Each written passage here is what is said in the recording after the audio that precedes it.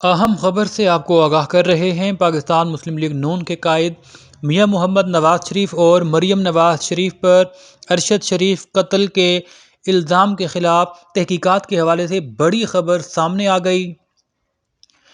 کیا London police and Scotland yard Mian Muhammad Nawaz Sharif اور مریم نواز کے خلاف قتل کی تحقیقات کرے گا؟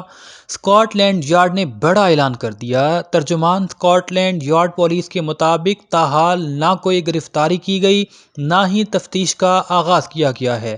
اسکاٹ لینڈ یارڈ پولیس کے ترجمان کا کہنا ہے کہ واقعے سے متعلق تمام شکایات کا جائزہ لے رہے ہیں۔